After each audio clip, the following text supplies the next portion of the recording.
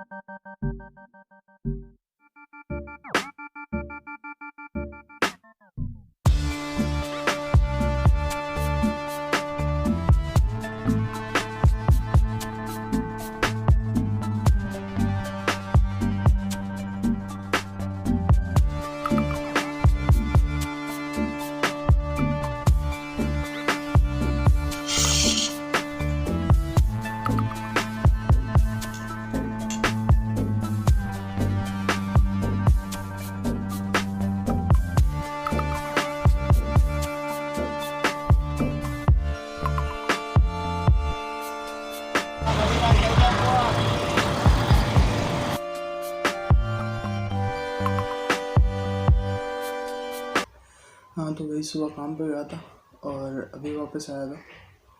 तो मुझे आपसे कुछ बात करनी थी कि कल रात को ऐसा हुआ, मैं अपनी फैमिली के साथ बैठा न्यूज़ देख रहा था और न्यूज़ में आया कि एक मौलाना साहब थे, उन्होंने बताया कि पबजी खेलना हराम है।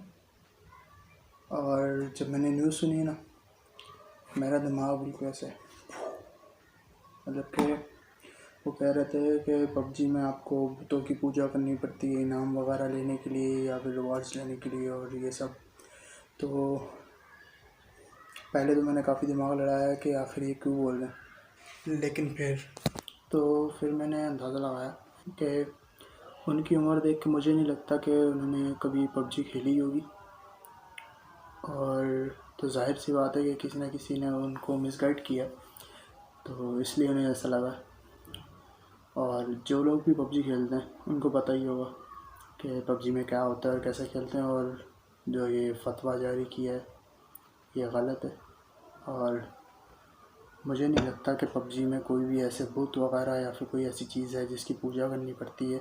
और किसी भी गेम में ऐसा नहीं होता कि आप किसी चीज़ की पूजा करो, वो एक गेम है।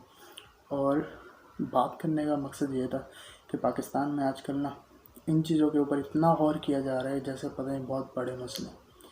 ऐप्स के पीछे ये दो चीज़ें तो सबसे ज़्यादा टॉप पे रह रही हैं, पबजी और टिकटॉक। हर टाइम इनको बैन करने की बात की जा रही है, हर टाइम इनके पीछे मसले चल रहे हैं।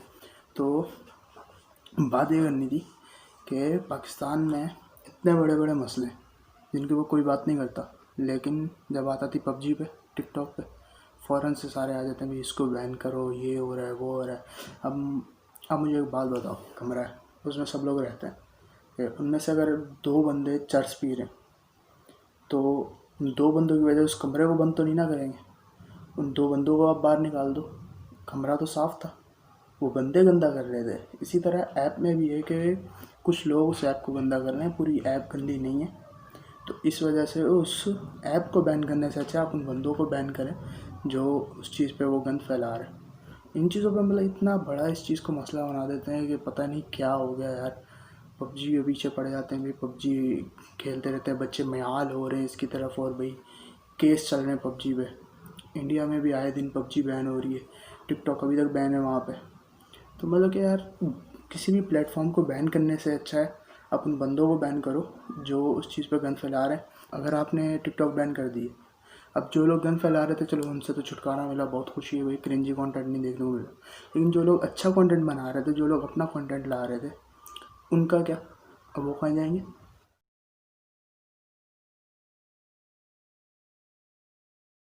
और एक और बात मुझे ये करनी थी कि मैं बहुत सारे यूट्यूबर्स को देख रहा था, ब्लॉगर्स को, जो हमारे छोटे छोटे ब्लॉगर्स होते हैं उनको मैं देख रहा था। तो उनके जब कमेंट सेक्शन में आप जाओगे ना, आपको एक चीज़ लाजमी देखने को मिलेगी कि ये इरफान की कॉपी, कैसी नेस्टेड की वो कॉपी, मोरू की कॉपी। मतलब कि यार कॉपी किस तरह कर सकते हैं आप किसी की। अगर कोई व्लॉगर की कॉपी करना मतलब ऐसा है कि आप उसका कोई डायलॉग कॉपी कर लोगे, आप उसका कोई स्टाइल कॉपी कर लोगे, इसके अलावा आप क्या कॉपी कर लोगे, उसकी पूरी लाइफ तो आप कॉपी नहीं कर सकते ना। तो vlog is all about your experience.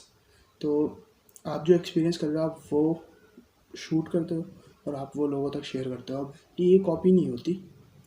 अगर आप उसकी एडिटिंग स्किल्स कॉपी कर रहे हो अगर आप उसके म्यूज़िक कॉपी कर लो जो आप वो अपनी वीडियो में यूज़ कर, तो इसको कॉपी नहीं कहते। या फिर आप उसकी जो वो डायलॉग बोल रहा है, हाँ ये हो सकता है अगर वो कोई डायलॉग बना रहा है, अगर उसका कोई आइडिया कोई उसने लिया, मतलब कि कोई चैलेंज कर रहा था, वो कोई ऐसी चीज़ कर रहा था जो मतलब कि उसका अपना था, और आपने वो कॉपी कर लिया और फिर क्रेडिट भी नहीं दिया आपने, तो इस चीज़ को मानते हैं भी कॉपी। आधे से ज़्यादा लोग तो उन ब्लॉगर्स को जानते भी नहीं जिनकी उन्होंने कॉपी की है। मतलब कि उनको पता ही नहीं होता कि वो किसी की कॉपी कर रहे हैं, वो तो अपनी तरफ से वो रील कर रहे हैं, लेकिन अब किसी और ने वो पहले ट्राई किया हुआ है, तो उनको जो व्यूअर्स होते हैं उन्होंने अगर देखा वो तो आके नीचे कमेंट्स कर देंगे भाई कॉपी कॉपी कॉपी। तो भाई जो कमेंट्स करने वाले हैं ना, उनके लिए सिर्फ एक ही बात कहना चाहूँगा कि अगर आपको पसंद आ रहा है ना, तो आप नीचे मेहनत करके लिख दो वेरी गुड। अगर आपको पसंद ही नहीं आ रहा तो आप इतनी मेहनत क्यों कर रहे हो उसके बारे में गलत गलत लिखने में, ताकि वो भी डिमोटिवेट हो जाए और आपका भी कोई फ़ायदा नहीं उसमें। तो इस चीज़ को थोड़ा सा जो है कम किया जाए तो काफ़ी अच्छा होगा। हाँ तो भाई एक और बात करनी थी कि कल के दिन मैंने कोई भी वीडियो रिकॉर्ड नहीं की, और इसलिए कल के दिन का ब्लॉग नहीं आएगा। तो रीज़न ये था कि कल कल मेरी तबीयत बहुत ख़राब थी, और इसलिए मैं ब्लॉग शूट ही नहीं कर पाया। और कल लेकिन मैंने सोचा हुआ था कि मैं कुछ इंटरेस्टिंग करूँगा, क्योंकि 2 महीने हो गए मुझे रेगुलर अपलोड करते हुए, और मुझे नहीं लगता 2 महीने बाद अगर एक छुट्टी ले ली जाए तो वो गलत होगी। लेकिन हम कोशिश करेंगे कि एक इंटरेस्टिंग ब्लॉग बनाएंगे।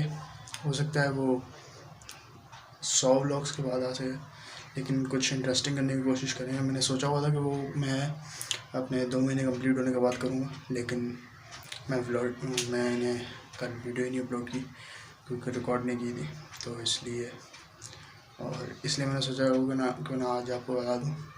वैसे अगर मैं मिस कर देता तो आपको पता भी नहीं लगना था कि मैंने एक दिन मिस किया है। कौन इतनी डेट्स पे ध्यान देता है, इसलिए। लेकिन फिर भी मैंने सोचा बता दूँ आपको कि कल मैंने वीडियो क्यों नहीं डाली। तो एक छुट्टी से कुछ नहीं होता मेरे ख्याल से, लेकिन मैं वो एक छुट्टी करने से इसलिए डर रहा था क्योंकि जब आप एक बार कोई काम कर लो ना, वही एक ऐसी चीज़ कर लो जो आपकी लिमिट से बाहर हो, या फिर आपके जो आप नहीं करना चाहते, एक बार जब आप कर लो ना, फिर आप वो चीज़ आपसे बार बार होती है। इसलिए मैं कह रहा था मैं एक भी वीडियो जो है मिस ना करूं, कोशिश करेंगे कि आगे भी मेंटेन रखें। तो फिर यही था आज का ब्लॉग।